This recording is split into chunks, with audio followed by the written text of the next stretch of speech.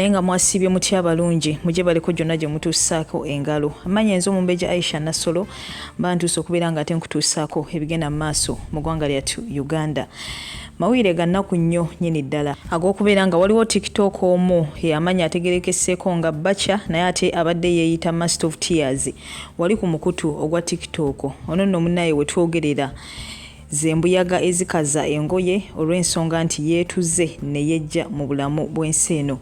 Omwalo nabadde akolera ku kizimbe kimu wali e Maganjo era nga batunda wigs abasinga obungi babadde bamumanyi ku mukutu gwa TikTok era video zabadde asinga okulanga ziri emotion, akola video nga akaaba, akola video kwegamba ng'ali mu bulamu obutategerekeka. Wabula kigambibwa mbu yeetuze, wabula yeetuze ku bigambibwa mbu abadde afunye obutakkaanya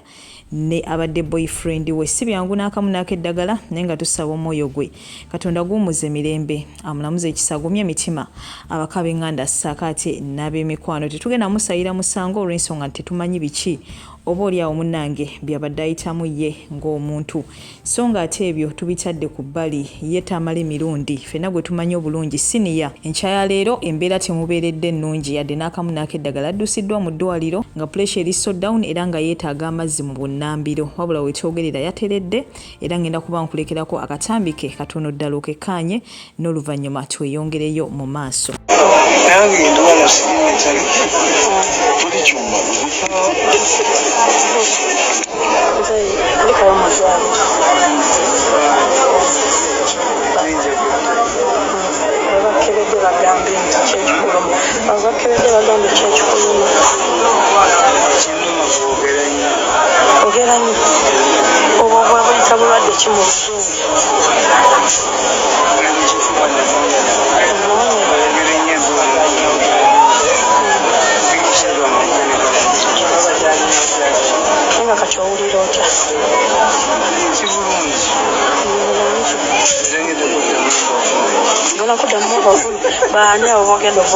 Eyo yonno tamala emirundi abadde yeeraliikiriza abangi wabula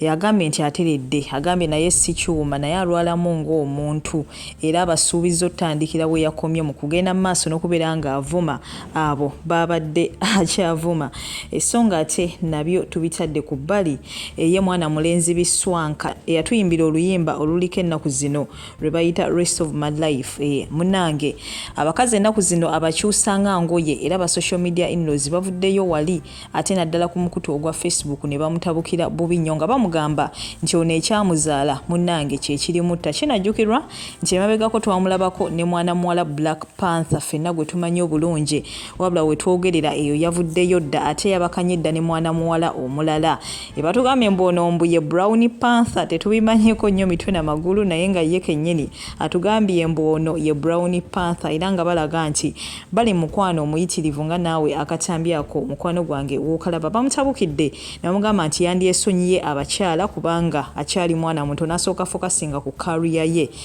tebandyagadde ataaveeyo munnange nga yejjusa olw'ebyo abakyala abakazi bye banaabeera bamutuusizzaako byebyo bigenda mu maaso eruuyi eyo. Naye nga ngenda kuba ate ensembyayo eggulire lino erya Pastor Bujingo. Pastor Bujingo amawulire ge go gakyagendera ddala mu maaso n'okubeera nga ate gasaculatinga okuva ebyatuukawo ebyokubeera nga yasimatuka okubeera nga ate attibwa, wabula ye driver we Richard n'alugenderamu. Bunaku story emu oluvannyuma lw'endala ebalukawo. Kati nno ekigambibwa mbu Pastor Bujingo yavuddeyo n'alaga ebiwundu, wabula nga kineeno si kituufu n'akamu n'akeddagala. N'abantu bennyininyini abagenda wali makage okubeera nga ate bamukyalirako ebiwundu abibalagira ku ssimu, wabula okuva ku makya waliwo ekifaananyi ekigendera ddala mu maaso n'okubeera nga ate kitrendinga naddala wali ku mukutu ogwa Facebook nga naawe wokirengera ku screen yo nkikuteereddeko essaawa eno nga bagamba mbu kyekyo ekiwundu era nga abamu babitaddemu katemba bagamba nti kino kisente. Ekituufu kiri nti kineeno si kifaananyi kya Pastor Bujingo. Pastor Bujingo tannavaayoko n'alaga ebiwundu eri public era sisuubira nti munnange bigenda kulagibwa wabula abo abeetaaza obbiraba era butereevu bamukyalira mu maka ge n'abibalaga ku ssimu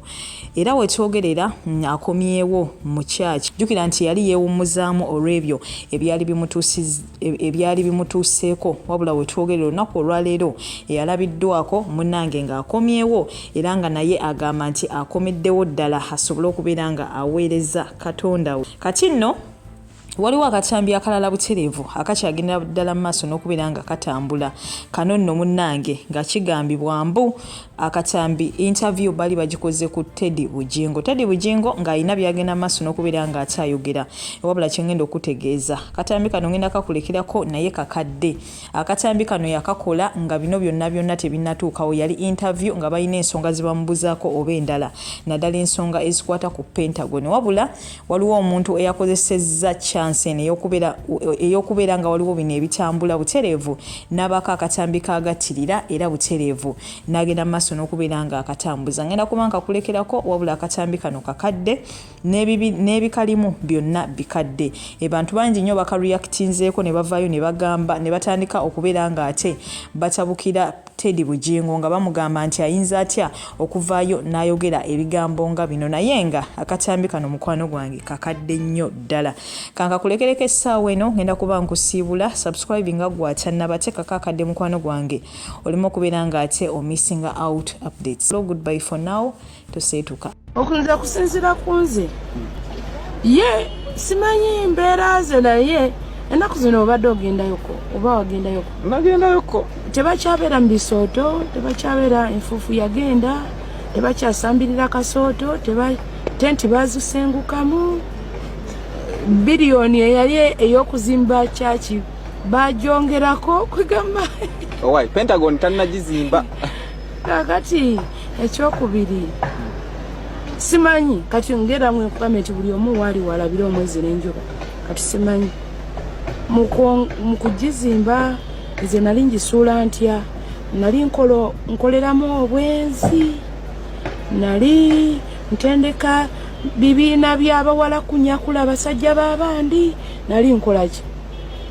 simanyi kyetwagala otubuulire naffe kwanika tulabe nti lwaki gwe wali osudde ekkanisa era nga twagala otubuulireko biki ebyo makula byakozeyo byagamba ebigizizza waggulu kati ekyo ekibuuzo kiki kubanga nange neebuuza ebibuuzo kyevudde nkubuuza nti nali nkola bwenzi nga nyakula abasajja b'abandi nali nsuula ekkanisa ntya nga ntendeka abawala kugenda kunyakula kukuula simanyi nali njizza nti emabega